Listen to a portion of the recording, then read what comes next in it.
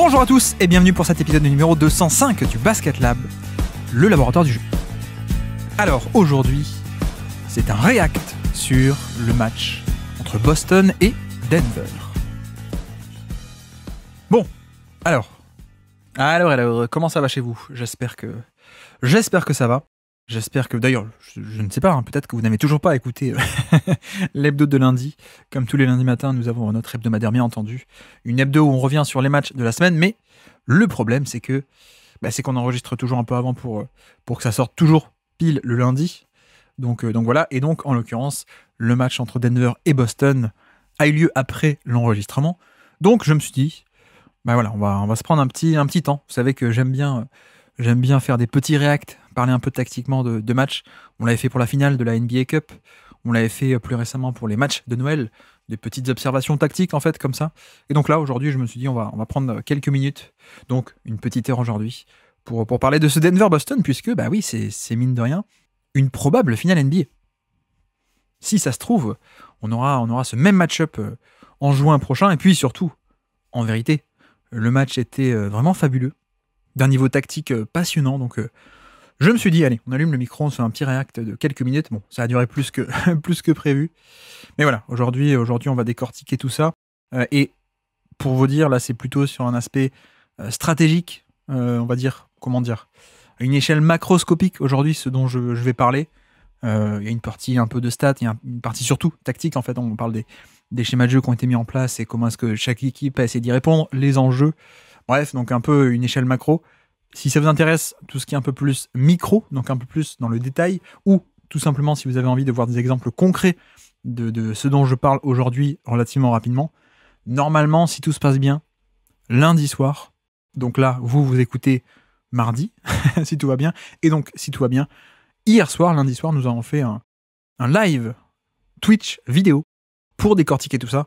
Je me doute qu'il sera assez long, mais il y aura les images pour décrypter tout ça. Donc voilà, si aujourd'hui c'est un peu l'aspect macro, si ça vous dit d'aller rapidement sur ce match-là en même pas une heure, et puis si vous avez envie d'aller encore plus dans le détail, la chaîne YouTube ou la chaîne Twitch pour le replay de ce live où on montre concrètement, image par image, ce dont je parle. Donc voilà. Et comme d'habitude, pour soutenir le podcast, y compris les formats courts, des petites étoiles iTunes ou Spotify, ou un abonnement sur vos plateformes de podcast préférées. Donc, aujourd'hui, dans notre laboratoire de recherche sur le jeu, on va parler du choc entre Denver et Boston.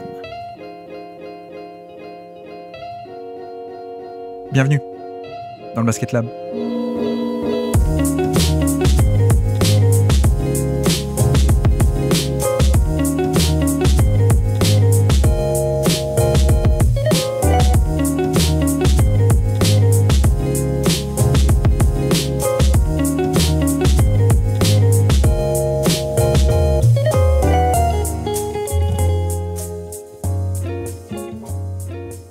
Alors, donc, Boston contre Denver, pardon, si je me perds dès le début, ça va pas aller.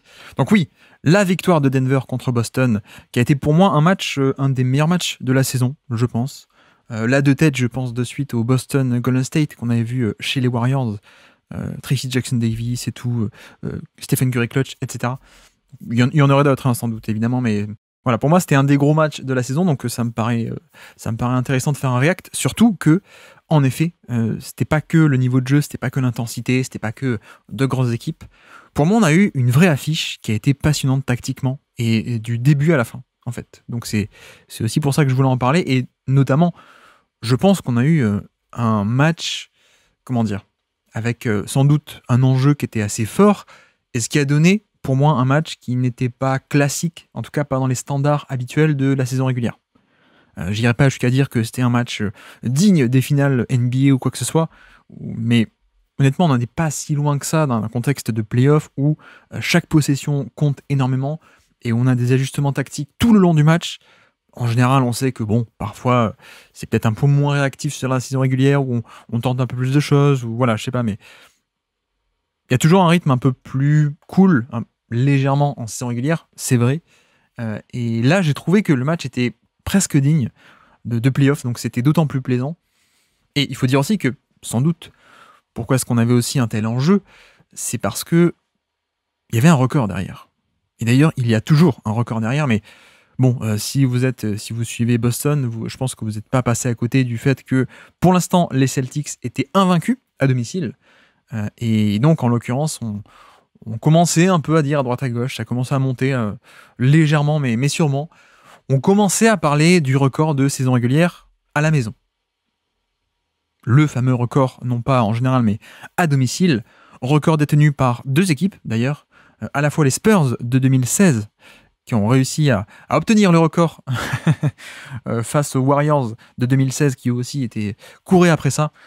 Et d'ailleurs, les Warriors de 2016 sont la seule équipe à avoir infligé une défaite à ces Spurs-là. Mais bref, je divague déjà. Donc bref, le record, personne n'a jamais réussi à être invaincu sur la totalité d'une saison. Mais les Spurs ont fait 40 victoires et une défaite en 2016. Et puis, l'autre équipe, c'était les Boston Celtics. Les Celtics de 1986. Donc, voilà, là, on arrive un peu à mi-saison. Boston était à 20 victoires et 0 défaites. Donc, il y avait un peu cet enjeu, je pense, ce qui a peut-être motivé un peu plus. Mais bref, donc défaite d'autant plus significative dans un peu la fresque de cette saison NBA, surtout que le match a été assez important, donc, et les Nuggets infligent la première défaite pour l'instant des Celtics à la maison. Et comme dit, au-delà de ce fun fact, peut-être un peu historique pour l'instant, on ne sait pas, en tout cas Boston ne pourra pas avoir le record all-time. Au mieux, ils pourront égaler le 40 victoires et une défaite si ils gagnent tous leurs matchs restants. Mais au-delà donc de ce fun fact, c'est vrai qu'on a eu aussi affaire à un match passionnant, donc c'est aussi de ça dont je voulais parler aujourd'hui. Et notamment, donc, peut-être même avant que je rentre dans les détails tactiquement, je peux aussi vous donner quelques stats qui ont été très intéressantes sur ce match-là, ne serait-ce que pour dépeindre un peu globalement quel a été ce match. Donc le score d'ailleurs 102-100 pour Denver, avec une dernière possession, peut-être on en reparlera, mais qui ne s'est pas conclue par un panier pour Boston. Et donc finalement un score assez peu élevé pour les standards de 2024. Du coup on est déjà 2024. Bref, donc 102-104, pas un score hyper élevé, mais surtout quelques stats un peu marquantes sur ce match. Boston, à peine 3% de turnover sur ce match. À peine 3% de turnover, donc 3% sur toute leur possession, ce qui en chiffre brut veut dire seulement 2 turnovers sur tout le match. Ce qui est une stat assez incroyable. J'ai pas vérifié, mais je suis pas sûr qu'il y ait beaucoup de matchs dans l'histoire de la NBA avec à peine 2 turnovers sur l'ensemble de la rencontre. Et pourtant, d'ailleurs, malgré ça, Boston a perdu. Tiens, ça je me demande si vraiment... peut-être qu'il y a déjà une équipe NBA qui a fait seulement 2 turnovers dans un match. C'est possible. Est-ce qu'une équipe l'a déjà fait en perdant le match ? Ça me paraît encore plus rare, je pense. Mais bref, donc Boston a perdu très très peu de ballons. Seulement 2 dans l'intégralité du match. C'est assez épatant.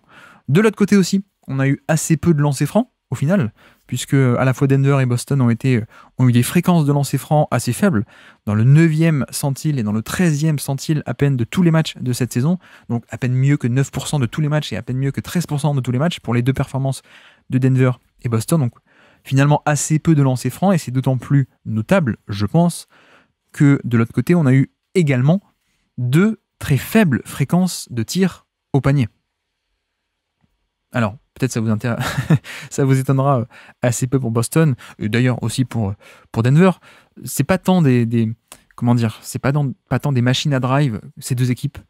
C'est pas tant des machines implacables au panier, et c'est pas non plus des équipes qui vont beaucoup sur la ligne des lancers francs. Alors quoique Boston un peu plus tout de même, mais bref, donc on a sur ce match 2 équipes qui sont allées assez peu au panier, qui ont pris très peu de tirs au panier en termes de pourcentage, c'est-à-dire 14% d'un côté pour Denver, 14% de leurs tirs étaient au panier, et 22% pour Boston. Et ce sont respectivement, donc pour Boston, dans le 9e centile de tous les matchs de cette saison, à peine mieux que 9% des matchs de cette saison, donc pire que, on fait le calcul, 91%. Et de l'autre côté, Denver, avec seulement 14% de ses tirs qui ont été pris au niveau du panier, on est dans le 1er centile. Donc le score le plus bas, quasiment. Je suis pas sûr que Cleaning the Glass ait un centile 0, je ne crois pas. Et bref, donc vraiment un peu une anomalie parce qu'on n'a ni des tirs au panier. Enfin, si vous voulez, parfois on a des baisses fréquences de tirs au panier, mais parce que les tirs où il y a des fautes ne sont pas comptés comme des tirs au panier dans le box score, mais par contre, ça devient des lancers francs.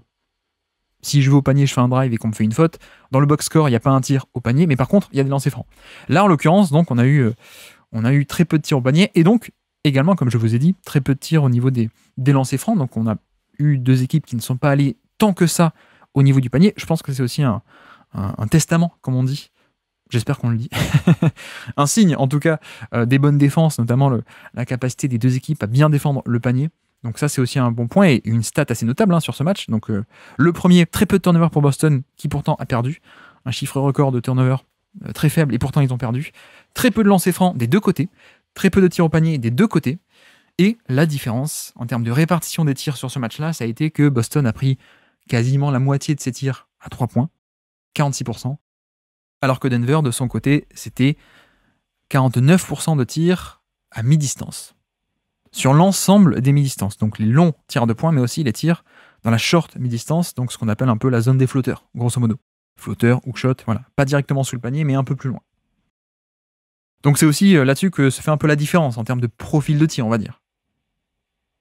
Puisqu'on a à peu près les mêmes efficacités globales en termes d'offensive rating, en termes de points inscrits, on va dire. On a très peu de lancers francs des deux côtés, très peu de tirs au panier des deux côtés. Par contre, Boston, c'est beaucoup de tirs à 3 points. Et Denver, beaucoup de tirs à mi-distance. Et donc là, c'est pour les fréquences, où est-ce que les tirs sont répartis. Mais par contre, on a des différences d'efficacité qui sont assez notables, puisque Denver a shooté à 90% au panier. C'est lunaire. C'est complètement lunaire. D'ailleurs, c'est dans le 98e centile, donc mieux que quasiment toutes les performances de toutes les équipes qui ont joué cette saison. 98e centile. Et donc une réussite brute, le chiffre brut, c'est 90% au panier. c'est énormissime. Là où Boston n'est que, entre guillemets, à 72%, ce qui est déjà très très bien, mais ce qui est pas une anomalie. Et puis de l'autre côté aussi pour Denver, donc 90% de réussite au panier, c'est pas mal. Et puis également 66% dans la short mi-distance. Donc encore une fois, la zone des flotteurs, la zone pas directement sous le panier, mais un peu autour. Et donc si on combine un peu les deux, en fait, on a un score au panier qui est dans le 98e centile d'efficacité et un score dans la mi-distance, la short mi-distance, proche du panier, 96 centiles. Voilà. Denver a très bien scoré au panier ou autour du panier, de manière assez outrageuse même, on peut le dire, en termes d'efficacité. Alors que, de l'autre côté, nos amis de Boston, on a dit, ils ont pris énormément de tirs à 3 points, quasiment la moitié de leurs tirs étaient à 3 points. Le problème, c'est qu'ils en ont mis 32% à peine. 32% qui est en dessous de la moyenne, qui est autour des 36%. Donc voilà, c'est aussi ça qui a fait la différence, je pense. D'un côté, Boston a perdu très peu de ballons, donc ils ont eu des cartouches en plus. Donc ça, c'est un gain évident par rapport à Denver qui, certaines possessions, n'a pas pu prendre de tir. Donc voilà, en termes d'efficacité, avantage Boston, ne serait-ce que sur ce jeu des possessions, on peut dire. Mais par contre, le shot-making pur, la réussite pure de Denver a un peu compensé ça, et même a largement compensé ça. Le fait de mettre les tirs fait que, même s'ils ont perdu plus de balles et qu'ils n'ont pas eu autant de tirs, du coup, ils ont gagné quand même. Donc voilà un peu pour un match avec des stats un peu extrêmes, comme vous voyez. On ne voit pas tous les jours ça pour le coup, en termes de stats qui vont dans les deux sens. Très faible turnover, très faible au panier et lancé franc, très fort en termes d'efficacité dans certaines zones. Et puis autre stat aussi, c'est peut-être ça d'ailleurs qui a rendu le match assez plaisant, je trouve, et qui en a fait un affrontement, je trouve, digne de match de play-off, c'est qu'on a également eu très peu de transitions, très peu de contre-attaques. Ce qui peut-être, pour le coup, peut-être que Boston peut s'en mordre les doigts, mais bon, en même temps, voilà, quand l'équipe adverse, comme Denver, met beaucoup de tirs, c'est vrai qu'il y a moins d'opportunités de transition. C'est peut-être aussi lié, donc c'est peut-être pas qu'une question d'effort, d'envie ou de vouloir courir en transition.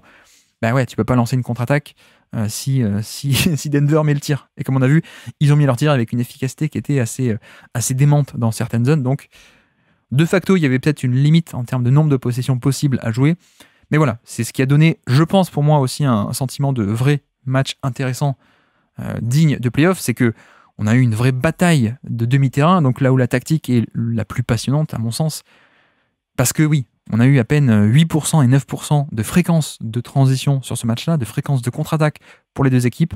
Là encore, c'est dans le 8e centile et le 5e centile. Donc voilà, un match avec des stats un peu marrantes, hein, un peu extrêmes, mais surtout qui a donné donc ces affrontements de demi-terrain dignes de play-off. Et donc, on peut, après cette partie stats rapide, on peut en arriver à la tactique, du coup.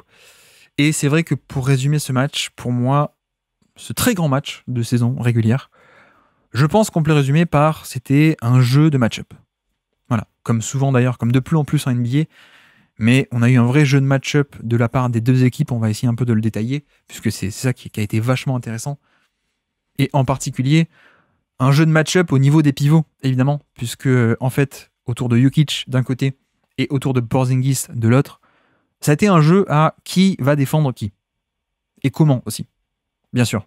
Mais comme vous le savez, on est dans une NBA où les défenses sont de plus en plus polymorphes, j'ose le mot, et de plus en plus dynamiques.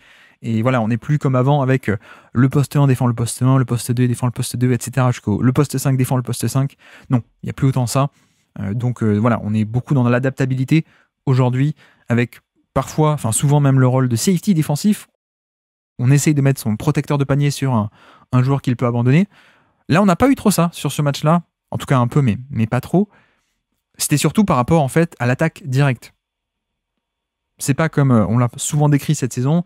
Par exemple, Rudy Gobert, on essaie de le mettre sur un non-shooter, ou Wembanyama aussi, ça a été le cas en début de saison, ou Chet Holmgren, voilà, des joueurs qu'on essaie de placer sur un certain match-up, pas forcément sur le pivot adverse, mais sur un certain match-up pour que justement il soit sans ballon et en deuxième rideau, un peu libre d'aider, le fameux rôle du safety défensif. Là, c'était pas ça l'enjeu et la motivation. Là, c'était un jeu de match-up, non pas sans ballon, mais par rapport au ballon. Par rapport à l'attaque directe, on va dire. Et donc le but n'était pas de mettre quelqu'un dans un rôle plus libre, mais plutôt d'éviter qu'on ait un défenseur en mauvaise position. Et donc, concrètement, qu'est-ce que ça veut dire ? On a joué un peu avec les match-ups défensifs de Jokic, en fait. On n'a pas voulu que Jokic soit sur Porzingis, non pas pour mieux l'exploiter ailleurs, mais plutôt pour qu'il ne soit pas lui-même exploité dans la mauvaise position. Et de la même manière, Porzingis n'a pas été mis totalement et tout le temps sur Jokic, non pas parce qu'on voulait qu'il ait la liberté d'aider et d'être un safety défensif, mais parce qu'on ne le voulait pas sur Jokic. Donc, à noter tout de même cette nuance, c'est pas les mêmes motivations dans les deux cas, et c'est d'ailleurs même pas les mêmes motivations sur le type d'action, puisque, en fait, Boston ne voulait pas que Porzingis soit sur Jokic, parce que Jokic l'attaquait frontalement au poste bas, ou sur isolation. Donc, c'est pour ça qu'on a un peu essayé de jouer avec les match-ups, alors que de l'autre côté, c'était pas tant que Denver craignait Porzingis qui attaque sur isolation ou sur post-up et Jokic, pas trop. Par contre, ça se jouait plutôt autour du pick and roll. Et donc, on essayait de ne pas impliquer Jokic sur le pick and roll. Voilà, c'était ça un peu la motivation derrière le jeu des match-up et sur les comment dire, sur qui est ton match-up défensif individuel, on va dire. Mais bref, et donc pour entrer un peu plus dans le détail, peut-être on peut commencer par l'attaque de Boston, donc ce côté-là du terrain, et la défense de Denver, donc. Et bien, dès le début de match, ça a commencé avec justement Jokic sur Porzingis, mais rapidement on s'est retrouvé confronté à des problèmes. Donc les fameux problèmes qu'en effet on attaque sur pick and roll, et puis non, ça marche pas. Parce que Jokic est un peu trop mis en difficulté. De suite, Boston, évidemment, puisque Jokic défend Porzingis, et ben on fait un pick and roll en demandant à Porzingis de poser l'écran, comme ça on implique Jokic.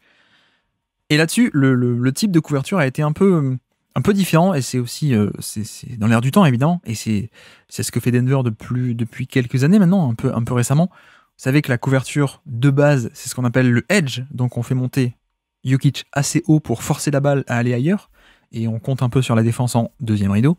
Mais on sait aussi depuis très récemment que Denver aime bien, et en tout cas arrive, grâce à Jokic qui est un peu plus mobile et un peu meilleur aussi qu'il y a 4-5 ans, Denver arrive un peu à varier les couvertures défensives. Et donc, notamment, certes, contre Tatum, comme il y a la menace du pull-up à 3 points, du tir en sortie de dribble dès la sortie du pick and roll, on fait monter haut Jokic. Ok, ça c'est la base. Mais, contre d'autres types d'attaquants, eh ben, cette fois, on ne faisait pas forcément monter Jokic. Donc, concrètement, contre Joe Holiday, on était plutôt sur du drop. Mais ce qui est un peu, voilà, on l'a vu récemment, c'est exactement ce qu'ils ont fait contre les Suns en playoff dernier. C'est-à-dire, bah oui, contre Booker, on faisait monter Jokic, contre Durant aussi, mais contre Chris Paul, on ne craignait pas, on craignait plus. Donc Jokic restait bas, il faisait un drop, en fait un drop un peu classique. Donc voilà, cette adaptabilité, on la connaît. Côté Denver, et c'est un peu ce qu'ils ont fait, mais malgré tout, ben voilà, Boston, ils sont pas bêtes, ils ont insisté un peu avec Tatum sur pick and roll, et ça a donné très rapidement des situations où Jokic montait haut, la passe se faisait par-dessus, et donc il y avait un 3 contre 4, enfin plutôt un 4 contre 3, côté Boston, avantage Boston, à exploiter derrière, puisque 2 joueurs sur le ballon, ça donne un surnombre derrière, un sous-nombre plutôt pour Denver derrière. Bref, et donc on a commencé un peu à développer du jeu comme ça, et puis de manière générale, parfois, le fait d'avoir Jokic sur pick and roll, ça crée un peu des brèches. Parfois on n'est même pas obligé de faire la passe, parfois on peut aussi insister sur le drive, insister sur le pull-up ou ce genre d'action. Donc voilà. Donc très rapidement, en fait, on a changé un peu les match-ups, et donc Denver a choisi de mettre Jokic un peu ailleurs. De ne plus le faire défendre sur Porzingis. C'est revenu ensuite sur certaines séquences un peu plus tard dans le match, c'est revenu un peu par-ci par-là, ça n'a pas été définitif, mais voilà, de suite, très tôt dans le match, on change le match-up défensif. Donc premièrement, on le met sur des Jrue Holiday ou sur d'autres joueurs comme ça, ou alors on fait des concepts de zone. Un peu plus de zone, je vais expliquer. Mais le premier avantage, c'est que quand on met Jokic sur Jrue Holiday, certes, Jrue Holiday peut venir poser l'écran et impliquer Jokic. Et d'ailleurs, c'est ce qu'ils ont fait. Ok, mais c'est tout de même un compromis, puisque Jrue Holiday en poseur d'écran n'a pas les avantages d'un Porzingis.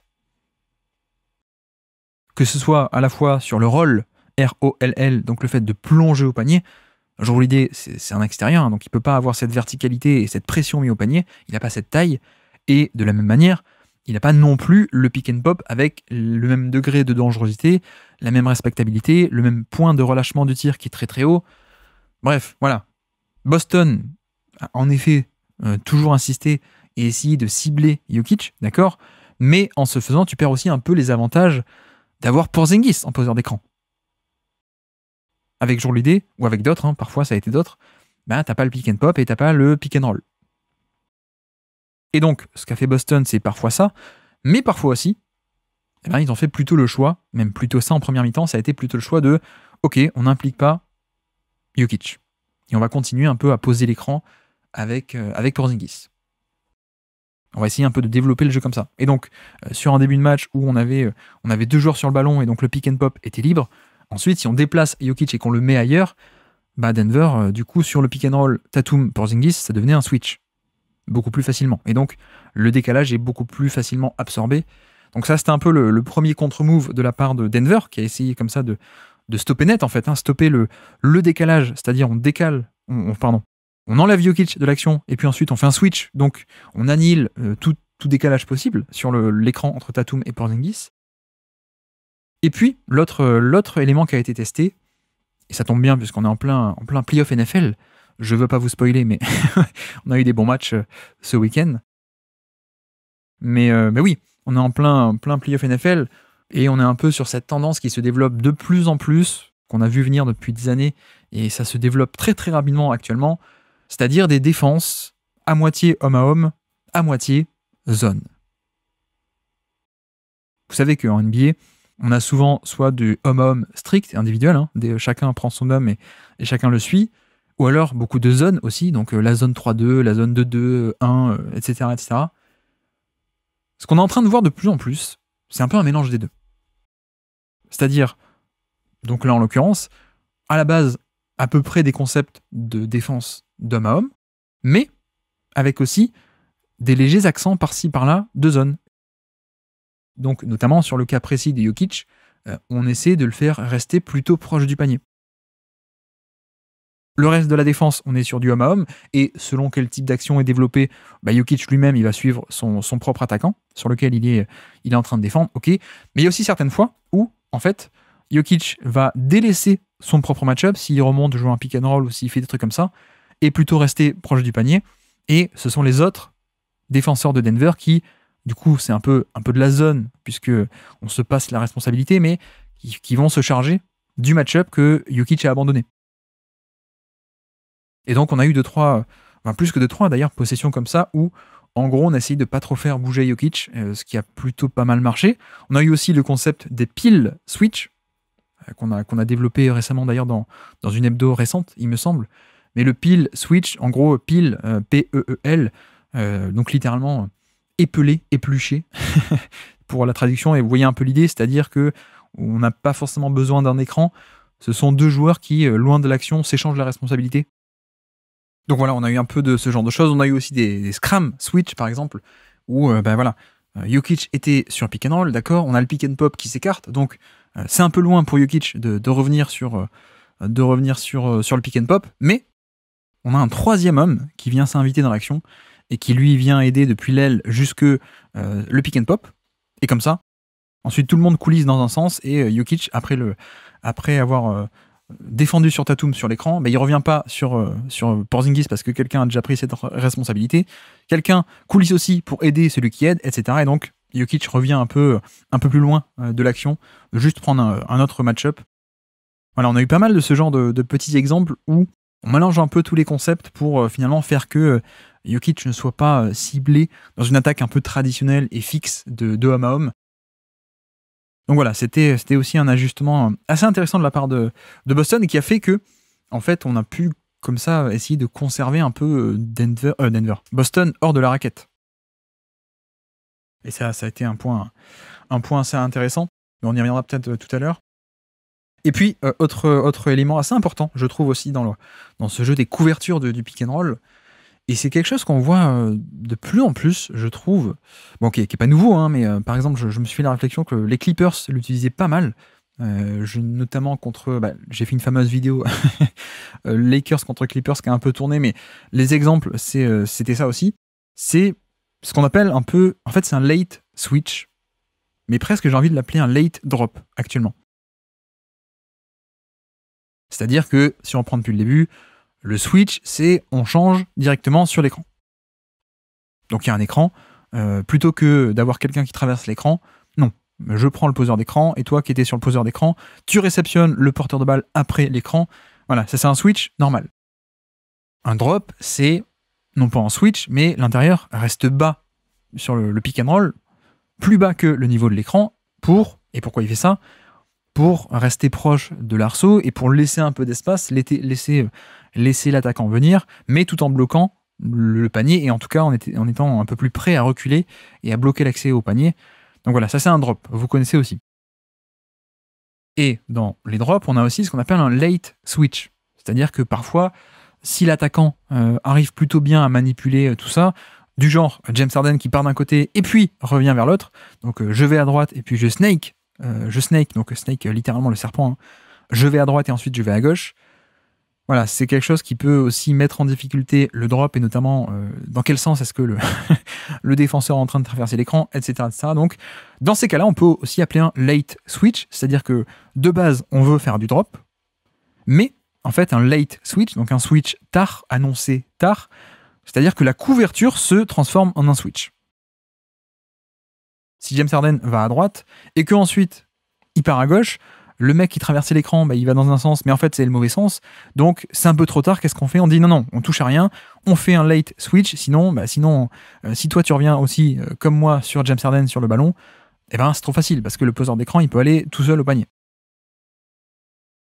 Donc voilà, le late switch, ça a souvent été utilisé comme un peu une arme de dernier recours. Historiquement, ça a été un peu ça, on va dire. C'est-à-dire si de base on a un type de couverture, mais si on est un peu mis à mal, si on est manipulé, c'est un peu la carte sortir de prison au Monopoly. En tout cas, c'est un audible, comme ils disent. Un audible, je sais pas si ça se dit en français. Enfin maintenant, en plus, il y a une marque qui s'appelle comme ça, mais bref, je dis vague, mais vous savez, au foot américain, encore une fois, on change le play call. Bref, le late switch, c'était ça. Souvent, c'était on change la couverture au dernier moment, on s'adapte, voilà. Sauf que je remarque que de plus en plus, des équipes font des late switch, mais de manière un peu préméditée. C'est-à-dire que c'est pas du tout une adaptation, mais c'est fait comme ça en fait. Et donc notamment, ce principe du late drop, un peu le mélange des deux, c'est pas un drop qui devient un late switch sur le taille parce qu'on est bien obligé, c'est voulu en fait. C'est-à-dire qu'on ne veut pas faire un switch, on ne veut pas changer au niveau de l'écran, parce que on veut aussi les avantages du drop. Et donc notamment le fait que l'intérieur attend plus bas. Si vous faites un switch normal, on va dire, imaginez un switch normal avec Jokic, il change sur l'écran, ok, mais l'écran en général, il se fait au niveau de la ligne à 3 points. Et donc s'il y a un switch normal, bah Jokic, il prend la responsabilité de Tatum ou de Brown, mais il le fait très loin du panier. Et ça se transforme, comme vous le savez, en un mismatch et une isolation loin du panier, isolation qui devient facile pour l'extérieur, qui a l'avantage de vitesse et donc qui peut le dépasser pour aller au panier, etc., etc. Là, on fait l'inverse. C'est-à-dire qu'on fait semblant d'être en drop, mais en fait, c'est pour switcher. Et donc, l'attaquant sort de son pick and roll, il va pas très fort parce qu'il voit qu'il y a un drop face à lui, ok. Mais en fait, ça se transforme en switch, et c'était même ça qui était voulu de base. Et donc, c'est un switch, je sais pas si vous voyez, j'arrive bien à l'exprimer. Peut-être, n'hésitez pas à aller sur mon compte Twitter ou YouTube, j'irai poster des trucs pour illustrer ça, mais en fait, c'est un switch, mais en amortissant le décalage. C'est-à-dire, on offre un petit décalage, et ensuite on l'annihile. Plutôt que le switch, on change directement au niveau de l'écran et au moment de l'écran, c'est une question de timing, au moment de l'écran, on change, mais du coup, on le fait dans une zone du terrain qui est un peu dangereuse. C'est dangereux de de faire un switch loin du panier pour un intérieur. Alors que là, les Clippers le font aussi beaucoup, donc avec Zubac. Ça démarre en drop, donc ça démarre Zubac ou Jokic est bas par rapport au niveau de l'écran, mais on n'a pas non plus les inconvénients du drop, c'est-à-dire le pick and pop, parce qu'en fait, celui qui devait traverser l'écran, en fait, il ne le traverse pas vraiment, il reste sur le pick and pop. Bref, encore une fois, j'espère que je ne suis pas trop brouillon en audio, mais voilà, c'est un peu l'idée de mélanger un peu les deux et surtout de jouer au niveau du timing. C'est-à-dire qu'on change sur l'écran, certes, mais on ne le fait pas au moment de l'écran, on le fait un peu plus tard. Et donc, ainsi, on arrive un peu à amortir un peu le décalage, on va dire.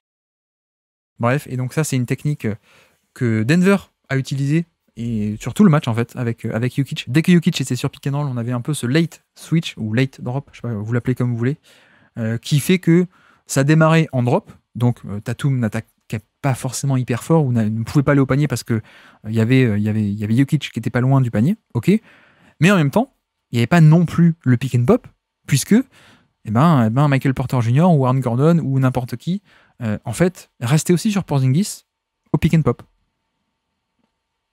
Alors après, ça peut aussi, si la possession se prolonge, on peut ressortir et ça devient un mismatch, etc., etc. Mais voilà, ça prend du temps de ressortir, de reset, de prendre le temps d'attaquer le mismatch, etc.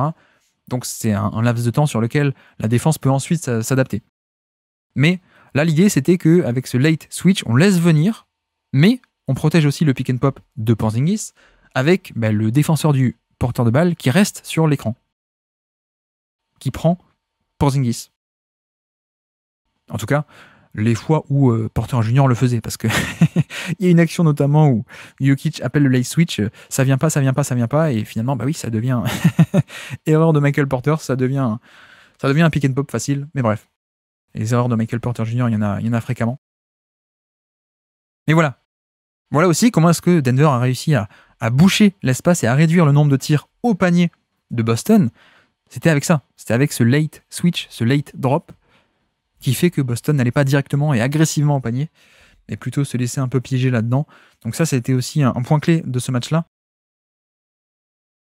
Donc ça, c'était le pick and roll, premier aspect de cette attaque de Boston. Et puis le deuxième, ça a été aussi principalement d'envoyer au poste bas. En fait, un peu Jaylen Brown face à Jamal Murray, qui était un match-up favorable et qui a été exploité 2-3 fois dans le match, comme d'ailleurs pas mal de monde peut le faire contre Jamal Murray. Mais surtout, non, l'autre source d'attaque un peu principale en dehors du pick and roll et en dehors de certains systèmes un peu gadget en sortie de temps mort ou autre, c'était Tatum au poste bas. Donc là-dessus, on l'a envoyé notamment contre Peyton Watson, qui est un jeune assez prometteur, mais qui en effet a quelques défauts, qui a un potentiel athlétique et de défenseur, mais qui n'est pas encore parfait. Et donc Tatum est allé au poste bas contre Peyton Watson plusieurs fois. Poste bas isolation, un peu les deux, ça dépend de la zone où il démarre l'action concrètement, mais voilà, ça a été une source d'attaque assez bonne pour Boston. Il y a une fois où il obtient le switch, il le fait, il attaque Christian Brown aussi. Donc voilà, là-dessus Tatum a été assez bon, mais comme je vous l'ai dit, Le score offensif global, 102-100 pour Denver, mais donc seulement 100 points pour Boston. Et comme décrit également, une répartition de tirs qui a fait que Boston a très peu pris de tirs au panier. Vraiment très peu. Et ce qui est un peu, comme vous le savez, la grande faiblesse de cette équipe de Boston, qui, encore une fois, a pris très peu de tirs au panier, mais beaucoup de tirs à 3 points. Parfois, c'est un peu la caricature de cette équipe de Boston, c'est vivre et mourir avec le 3 points, cette fameuse expression. Je suis pas tout le temps d'accord, mais en l'occurrence, c'est vrai que là, on était en plein dans la caricature du Boston qui ronronne dans le périmètre et qui ne va pas au panier, concrètement. Voilà, ils n'ont pas un Luka Doncic, ils n'ont pas un LeBron James qui, malgré certaines couvertures, peut aller de manière implacable au panier malgré tout. Ils n'ont pas totalement ça. Ils ont des joueurs qui déjà n'ont pas cette force de frappe sur drive, mais surtout qui aiment bien aussi s'arrêter un peu à mi-distance. Donc on sait que ça peut être un peu le défaut, ce côté, on aime bien prendre les pull-ups plutôt qu'aller au drive, et c'est ce qu'on a eu. C'est ce qu'on a eu sur ce match-là où l'attaque de Boston a un peu ronronné, là encore, a pris beaucoup de 3 points et s'est un peu laissé renfermer au piège de cette défense de Denver, qui a fait soit des petits zonages, soit des match-ups différents. Donc, soit aussi ce late drop ou ce drop qui s'est transformé en switch, etc., etc. Plein de petites manières qui ont fait que, au final, c'était pas évident sur l'action, au moment du pick and roll, au moment de l'action, où il n'y avait pas un chemin évident vers le panier. Et donc, Boston s'est un peu fait piéger là-dessus. On sait que c'est leur grande faiblesse, évidemment. Mais c'est vrai que c'est un peu dommage. C'est un peu dommage de faire ça face au profil de cette défense qui a trouvé donc les bons ajustements un peu intelligents pour les piéger, d'accord ? Mais tout de même, s'il y a bien une équipe, ou en tout cas un type d'équipe contre qui Boston devrait insister et doit faire beaucoup mieux en termes d'attaque du panier et de pression mis au panier, c'est bien Denver. Denver n'a pas de protecteur de cercle traditionnel, a plutôt quelqu'un qui est relativement une valeur négative quand on le met dans certaines situations de protection du panier. Donc non, pour moi, honnêtement, là, c'est un peu décevant. C'est un peu décevant que Boston n'ait pas réussi à développer ce jeu de drive et à aller mettre beaucoup plus la pression au panier. C'est un peu dommage, parce que du coup, on est retombé sur un peu d'habitude. Et effectivement, parfois, c'est un cliché, le côté vivre et mourir avec le 3 points. Parfois, c'est aussi, comme dit, parfois, c'est par défaut qu'on prend aussi beaucoup de 3 points. C'est aussi parce qu'on n'est pas capable de faire autrement. C'est pas que c'est pas que de l'idéologie de on veut absolument prendre du 3 points parce que c'est les analytics et tout. Non. Il y a des fois, c'est un peu par dépit, par défaut qu'on prend beaucoup de 3 points parce qu'on est aussi incapable de développer du jeu de drive. Et là, je pense que c'est un peu ce qui s'est passé. Mais donc, la conséquence, c'est que ça s'est joué au shot-making, en fait. Ça s'est pas tant joué que ça au niveau des zones du terrain où tu prends les tirs. Ça s'est joué au shot-making. Or, comme dit, Denver a pris la moitié de ses tirs à mi-distance et ils en ont rentré une énorme quantité. Boston a pris la moitié de ses tirs à 3 points. Ok. Mais ils en ont rentré que 32%. Donc c'était pas assez. Alors ça s'est joué à pas beaucoup. Au final, Boston aurait largement pu gagner ce match. Mais j'insiste tout de même sur ce côté, la faiblesse habituelle, de ne pas mettre la pression au panier, de ne pas avoir beaucoup de tirs au panier, que de Boston en fait, qui a toujours ce défaut-là de ronronner loin du panier. Là, on a vu ça et c'est d'autant plus décevant face à une défense qui n'a pas de protecteur de panier traditionnel. Donc ça, c'est dommage. C'est vraiment dommage. Surtout que, peut-être je ne l'ai pas assez évoqué, mais le fait aussi qu'on déplace Jokic en termes de match-up, ça avait une conséquence directe. C'est-à-dire que, comme expliqué, soit Jokic était ciblé sur pick and roll, mais ensuite, donc, Mike Malone et Denver ont fait l'ajustement d'enlever Jokic de Porzingis. Et donc d'essayer de l'enlever du pick and roll. Mais donc, que se passe-t-il quand tu enlèves Jokic de l'action ? Eh bien, le pick and roll, ça devient un switch pour Denver. Or, comment on choisit d'attaquer ces switches ? Comment Boston a choisi d'attaquer ces switches-là ? Ils l'ont fait, mais ils l'ont fait via des post-up, via des isolations. Et donc, sur ce match-là, en tout cas, pas tout le temps, mais sur ce match-là, des isolations ou des post-up qui ont donné des tirs assez peu rentables et qu'ils n'ont pas mis beaucoup. C'est là où c'est un peu dommage. C'est-à-dire qu'on a eu pas mal de fois où, en effet, Jokic n'est pas sur l'action. Le pick and roll, ça devient un switch. Ok, donc Denver change sur les écrans. Par exemple, deux petits qui changent, Jamal Murray et Aaron Gordon, par exemple. Et donc, Porzingis peut aller attaquer Jamal Murray. Mais sauf que ça devient une isolation en tête de raquette, quoi. Et ça devient juste un tir par-dessus Jamal Murray ou par-dessus Peyton Watson. Et pas un tir rentable et un tir très bien défendu. En tout cas, avec le défenseur en plein sur Porzingis. Donc, on a ce premier aspect-là. Et puis de l'autre côté aussi, parfois, pareil, Tatum qui obtient un switch, mais qui ne va pas l'attaquer complètement en allant en panier, mais qui attaque son switch, qui attaque son mismatch, de par une isolation, de par un post-up et surtout de par un pull-up. Donc ça, c'est aussi un élément à souligner, c'est que quand Denver a essayé d'enlever Jokic de l'action, ça a donné beaucoup de switch, et c'est peut-être ça qui a contribué aussi à ce ronronnement loin du panier, comme d'habitude, le fait que Boston prend plein de tirs loin du panier et pas au panier, c'est qu'ils se sont fait un peu piéger par ce truc-là, en fait. Par ces switches et surtout par leur manière d'attaquer les switches qui n'est pas idéale, sans doute. Parce que si Denver fait cette tactique face à Dallas, bon, Luka Doncic, il voit un mismatch, il l'amène au panier, quoi. Si Denver fait cette tactique face aux Lakers, bon, LeBron James, il prend son match-up et il va l'amener au panier. Il fait un drive. Là, c'est vrai qu'on n'a pas eu ça.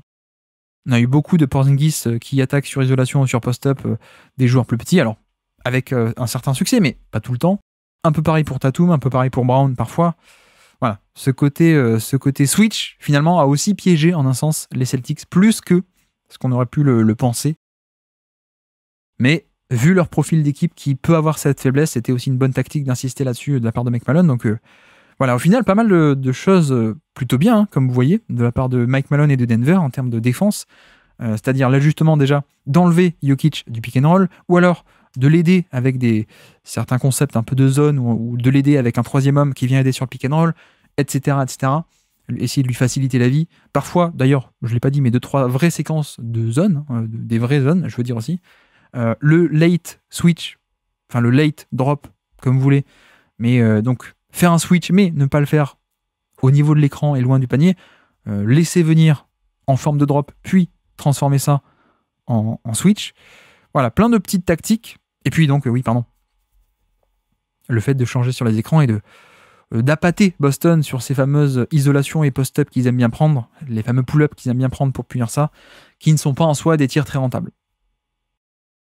Et donc, comme vu, très peu de tirs au panier pour Boston et très peu de lancers francs.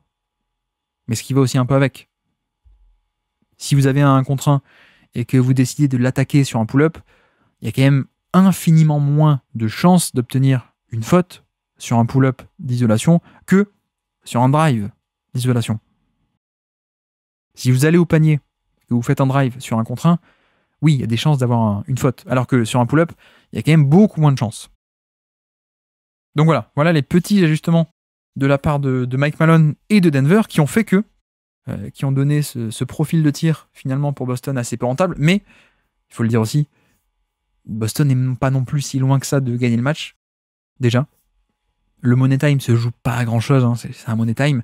Et puis comme dit aussi, le plan de jeu a marché là, certes, on fait ressortir les points positifs, c'est-à-dire empêcher des stratégies qui empêchent, en tout cas qui ont dissuadé Boston d'aller souvent au panier. Ça c'est bien, mais bon, ils ont shooté à 32% à 3 points, en prenant des tonnes de 3 points. S'ils avaient shooté non pas à 32, mais à 36, le match aurait peut-être été plié et gagné par Boston. Et peut-être même avec 10 points d'avance. Donc c'est là-dessus aussi où il faut faire attention. Il y a aussi à considérer cet aspect pur de shot-making qui est un peu aléatoire, mine de rien aussi. Parfois ça vient, parfois ça ne vient pas. C'est aussi lié à la qualité des tirs, mais j'ai pas trouvé qu'il y avait beaucoup de tirs à 3 points hyper contestés non plus, quoi. Il y avait aussi beaucoup de tirs à 3 points qui ne sont juste pas rentrés. Et ça, c'est un peu le facteur aléatoire, parce que Boston, ils ont aussi des bons shooters. Donc, il y a toujours un peu cet aspect aléatoire à prendre en compte. Là, j'ai souligné les bons points, mais gardez en tête aussi que Denver a aussi eu un peu de réussite au niveau de ses schémas, parce que les 3 points ne sont peut-être pas rentrés autant qu'ils les auraient pu côté Boston. Donc, ça, c'était pour le attaque de Boston contre défense de Denver. Et puis, de l'autre côté, pareil, le thème principal de ce match, le jeu des match-ups. Et donc, pareil, au niveau de l'attaque des Nuggets, on a Porzingis qui commence sur Jokic, sauf que Jokic et Denver, ils font très simple. Hein. C'est un bon match-up à attaquer, et donc on l'attaque. Et donc Jokic a attaqué beaucoup Porzingis dès le début de match, sur isolation, sur post-up notamment. Donc assez rapidement, on a changé. Quelles sont les rotations qu'on a fait? On n'a pas forcément fait rentrer Luke Cornett, qui a de la taille et qui est grand et qui pourrait défendre un post-up. On n'a pas choisi lui, on n'a pas choisi non plus Nemaskita, qui n'a pas joué du tout du match d'ailleurs. On a joué la carte Al Horford. Et donc, on a fait rentrer assez rapidement Al Horford pour le placer sur Jokic. Et comme ça, Porzingis pouvait rester sur le terrain, mais loin de l'action et loin de Jokic, son bully. Et donc, voilà, ça a été l'ajustement qui a plutôt bien marché, mais quoique, même pas, parce que même face à Al Horford, en fait, Jokic était en feu et il mettait les paniers, en fait, très simplement. D'ailleurs, deuxième mi-temps, on a vu assez fréquemment de nouveau Porzingis sur Jokic et de nouveau Jokic a fait un peu ce qu'il voulait de Porzingis sur ses 1 contre 1. Donc voilà, là-dessus, plutôt victoire Denver, je pense, parce que Boston n'a pas vraiment trouvé le bon ajustement ou le bon match-up pour freiner Jokic. Il y a des fois, oui, bien sûr, on avait des systèmes d'aide, mais qui du coup libéraient des passes et des circuits de passes et du mouvement de balle. D'ailleurs, on a eu 2-3 passes vraiment en mode drive and kick de la part de Jokic qui était assez impressionnant. Je me souviens de une en première mi-temps et une en deuxième mi-temps où en fait il démarre face au jeu en tête de raquette ou même depuis la ligne à 3 points, il drive and kick. Donc comme un vrai extérieur qui n'est pas forcément un type d'action qu'on voit énormément Jokic faire. Donc de très belles passes là-dessus. Et puis même plus globalement, il y a des fois on avait juste Denver qui fait le pick and roll. Jokic s'écarte pour le pick and pop et puis ça se transforme en un drive, en une isolation très loin du panier. Mais voilà, Jokic était vraiment en feu, donc il aura à peu près tout fait, quoi. Je veux dire, il a fait des hook-shots au poste bas, il a fait des turnaround jumpers au poste bas, il a fait aussi des drives, donc en partant depuis plus loin du panier. Il y a même une fois où après un pick and roll, il se retrouve en situation de pick and pop, il fait mine de prendre le tir, donc Al Horford quitte ses appuis et commence à vouloir venir sauter pour contester, et en fait c'était une feinte. Jokic se met à attaquer sur du dribble et va au panier. Je sais plus s'il a un panier ou un lancer franc, mais voilà, Jokic qui est à 14 sur 22 sur ce match-là, plus 4 lancers francs, 4 sur 4 lancers francs. Donc le shot making a aussi beaucoup aidé, bien entendu, mais on a eu tactiquement en tout cas cette partie gagnée en termes de match-up, gagnée par Denver parce que Boston n'a pas trouvé la solution. Et puis d'ailleurs, tant qu'on parle de shot-making, quand c'était pas de l'affrontement, quand c'était pas sur le plan de jeu, Jokic tu attaques frontalement Porzingis ou Horford, et ben Jokic allait sur le banc. Et là, Boston nous sortait sa zone. Vous savez, la fameuse zone dont on a beaucoup parlé dernièrement, c'est-à-dire la zone 2-2, enfin 2-1-2. C'est-à-dire un carré. On a 2 extérieurs tout en haut, 2 intérieurs tout en bas, donc autour de la raquette. Donc là, c'était Porzingis et Luke Kornet, par exemple. Et au milieu, on a Jrue Holiday. C'est une zone qu'ils ont utilisée contre Minnesota, je crois. Peut-être, non, je dis une bêtise. Contre un adversaire récent. Contre les Pacers, c'est sûr. Il y a même pas mal d'extraits qui étaient ressortis. Donc le fameux Jrue Holiday au milieu de cette zone qui a un peu le rôle de pivot, entre guillemets, de pivot dans la zone, qui est un peu la liberté d'opérer au milieu de ce carré, de cette zone. Et donc, Boston a utilisé cette zone sur toutes les séquences où il n'y avait pas Jokic sur le terrain. Donc les séquences où Jamal Murray était le moteur de création de l'attaque. Il se trouve que je pense que les schémas étaient pas si mal que ça. C'est juste que on est tombé sur un Jamal Murray des grands soirs, en fait, qui a mis les tirs, qui n'étaient pas forcément toujours des très bons tirs. Donc plutôt... dans l'esprit, plutôt victoire Boston sur ses possessions, mais sauf que, certes, t'arrives à limiter les dégâts, t'arrives à boucher l'accès au panier, et t'arrives à concéder plutôt un tir à mi-distance contesté de la part de Jamal Murray, mais sauf que quand il les met, voilà, il n'y a pas grand-chose à faire. Ou alors il y a des fois, effectivement, 2-3 petites erreurs dans cette zone, et Jamal Murray peut aller au panier. Oui, on a vu aussi, mais clairement, je pense qu'on est tombé sur un grand Jamal Murray en même temps qu'un grand Nikola Jokic, donc ça aide parce que clairement, le match, vous voyez, ça se joue à pas beaucoup, ça se joue à un tir près, à un panier près. Et en effet, sans ce shot-making un peu au-dessus de la moyenne pour Jamal Murray, si ça se trouve, Denver n'était plus dans le match, quoi. Donc voilà, ces fameuses séquences sans Jokic qui étaient là pour attaquer les intérieurs de Boston. On a eu Jamal Murray et ça a sans doute mieux marché que ce qu'on aurait pu attendre ou que ce que Boston espérait. On va dire que le résultat a été pire que leur schéma, que ce que la défense dans le fond, dans le contenu, a réussi à obtenir. Je sais pas si vous voyez ce que je veux dire. J'espère. Et puis tout de même, oui, dernière note que j'avais sur ce match-là, pourquoi est-ce que, mine de rien, Denver eux-mêmes aussi ont pris très peu de tirs au panier, et pourquoi est-ce qu'ils ont gagné de par leur shot-making également? Mine de rien, on n'a pas beaucoup parlé, mais je me demande à quel point Aaron Gordon, on va pas être en playoff sur la mauvaise série, le mauvais match-up en playoff, le mauvais adversaire, et avec un gros problème. Et donc là, je parle notamment, bien sûr, d'un problème de spacing. Parce que ça a été assez évident sur ce match-là. C'est un problème qu'on avait vu aussi, souvenez-vous, contre Phoenix l'an dernier, qui était un peu, voilà, on n'en avait pas trop parlé sur la durée, parce que au final, Denver a gagné la série, notamment avec des grosses perfs de Jokic, bien sûr, mais mine de rien, Phoenix, sur cette série-là, avait pas mal exposé, comme on dit, avait pas mal mis en lumière ce problème de spacing. Et je me souviens notamment d'un Kevin Durant, littéralement en safety défensif, qui abandonne complètement Aaron Gordon dans le corner ou sur l'aile pour venir zoner et apporter de l'aide au panier, en fait.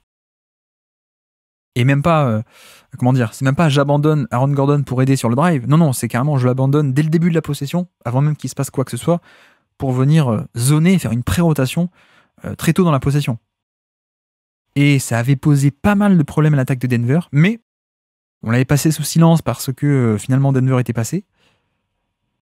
Mais c'est vrai que là, voilà, configuration un peu playoff contre une équipe qui s'y connaît très bien et qui est très compétente, Boston, évidemment, un des favoris pour le titre. Bah voilà, Joe Mazzulla et le staff de Boston, ils se trompent pas, quoi. Quand on nous offre un maillon faible comme ça en attaque, oui, on va essayer de l'exploiter, et c'est ce qu'ils ont fait. C'est-à-dire que on a eu constamment, alors je crois qu'en début de match, c'est Jrue Holiday qui était sur Aaron Gordon et qui en fait venait tout le temps aider parce qu'on ne respectait pas Aaron Gordon. Donc finalement, là aussi, le Boston, eux, ils se sont fait piéger par les couvertures de Denver, et c'est comme ça qu'ils sont allés assez peu au panier. Pour Denver, c'est pas tant ça. Pour Denver, c'est plutôt le fait qu'il n'y avait pas la place, quoi. Je sais pas si vous voyez la différence, mais en gros, Boston avait un spacing très bien, mais ils se sont un peu fait piéger. Ils ont été pris au piège justement dans le piège des switches, et donc ils sont pas allés tant que ça au panier.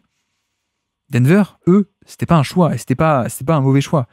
C'est juste qu'ils ne pouvaient pas aller au panier. Eux, ils ne l'avaient pas le bon spacing. Ils ne pouvaient pas aller au panier parce qu'il y avait quasiment tout le temps le défenseur de Aaron Gordon qui dézonnait pour venir justement aider et boucher la raquette. Avec, je caricature et je vais rapidement, dans ce match on a eu aussi des bonnes séquences, des bons ajustements, le bon profil de Aaron Gordon qui sur des cuts ou sur des changements d'écran, oui, il a toujours sa puissance pour aller au poste bas ou sur des flashs comme ça, certes, donc c'est plus nuancé que ça, mais là j'essaie d'aller vite sur un podcast, mais globalement on a vu quand même une majorité de possessions où le manque de spacing d'Aaron Gordon a posé problème. Que ce soit quand il est à 3 points où il est largement abandonné, et donc ça donne des fois où la balle arrive vers lui, ok, donc il prend le tir, mais il le manque complètement, son tir à 3 points, ou alors il reçoit la balle et il la fait tourner alors qu'il a personne sur lui, mais parce qu'il n'a pas ce tir-là et que Boston l'a abandonné, mais il ne peut pas punir. Donc on a ce premier cas de figure. Après, on a aussi l'autre cas de figure qui était de dire, on va pas le mettre à 3 points, on va le mettre dans le dunker spot. C'est-à-dire non pas à 3 points, mais plutôt proche du panier, grosso modo, ligne de fond proche du panier. Certes, parfois, ça a pu marcher, tu offres une solution de passe qui est bien, et d'ailleurs, Jokic l'a trouvé 2-3 fois sur des passes un peu courtes dans le dunker spot, certes, mais il n'y avait pas que du bon. Il y a eu aussi du mauvais. Et il y a des fois, t'es dans le dunker spot, tu offres une solution facile de passe, certes, mais tu bouches aussi encore un peu plus la raquette, quoi. Et c'est pas tout le temps facile de le trouver, quoi, je veux dire. Il y a des fois, c'est comme ça, il y a le trafic, et donc même s'il est pas loin, la passe, tu peux pas la faire non plus, quoi. Donc voilà, j'ai trouvé que c'était un problème potentiel assez énorme qu'on a vu sur ce match, même si on ne va pas le retenir parce que, en tout cas, beaucoup de monde ne vont pas le retenir puisque Denver a gagné ce match. Mais je trouve ça pas négligeable, on va dire. Schématiquement, c'est loin d'être négligeable. Et de l'autre côté, évidemment, tu peux pas t'en passer non plus de Aaron Gordon. Tu peux pas t'en passer pour la défense et pour tout le reste. Donc t'es un peu obligé de faire avec, et pourtant, tu fais avec, et c'est un gros compromis parce que ça permet à l'équipe adverse, si elle est compétente en défense comme Boston, de l'abandonner et de tirer profit de son manque de spacing pour aider au panier et pour limiter le nombre de tirs au panier. Et on a eu des problèmes avec à la fois Aaron Gordon dans le dunker spot et à 3 points. Donc voilà, je voulais aussi le souligner parce que, comme dit, hein, ça se joue à pas grand-chose. Il ne faut pas non plus dire Boston a été minable et Denver fabuleux. Encore une fois, on a un money time. Ça se joue à un tiers près. On aurait pu avoir le résultat inverse et pourtant les mêmes observations. Donc voilà. Le fameux...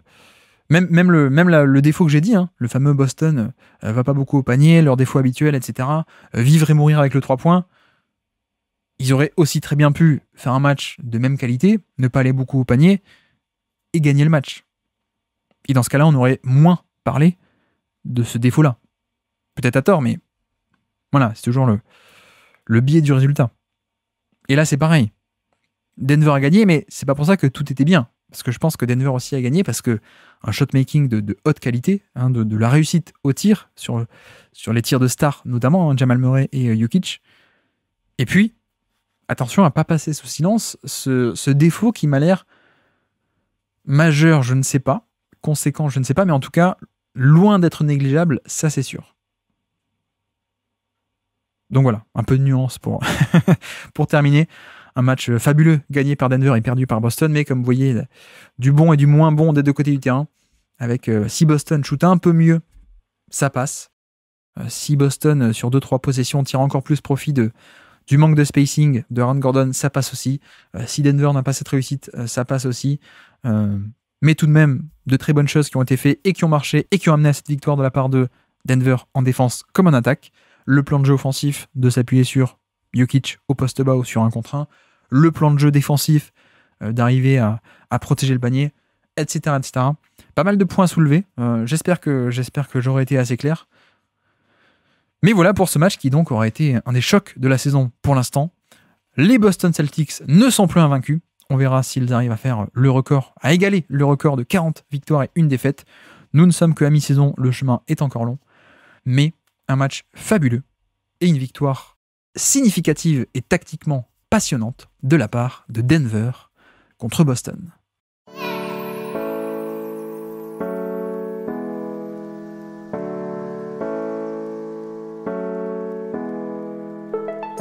Merci à tous d'avoir suivi cet épisode, j'espère que ça vous aura plu bien entendu. Donc, voilà pour notre petit react, qui est peut-être le plus long des reacts, hein, parce que pour le coup, je crois que celui de Noël, il était plus long, mais on parlait de 5 matchs, ou 4 en tout cas. Mais comme dit, hein, le match était tellement intéressant, et surtout ce qui était, je trouvais intéressant, c'est de décrire un peu les enjeux et pourquoi est-ce qu'il y a telle stratégie derrière, pourquoi telle raison derrière, telle ou telle stratégie. Donc voilà, encore une fois, si ça vous dit, le replay YouTube et en image de ce dont on parle, au moins vous aurez les images de ça, chaîne Twitch du Basket Lab ou chaîne YouTube du Basket Lab.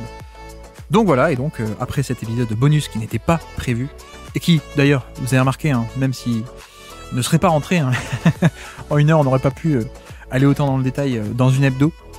Mais donc, après cet épisode surprise, on va se retrouver normalement, enfin, ça y est, pour le duel de joueurs mystère d'ici quelques jours. Et donc, sur ce, je vous remercie une nouvelle fois de m'avoir écouté jusqu'au bout. Un grand merci pour vos petites étoiles iTunes, Spotify, vos RT et sur YouTube aussi. Merci beaucoup pour vos likes et vos commentaires. Et moi, je vous dis à très bientôt. Ciao.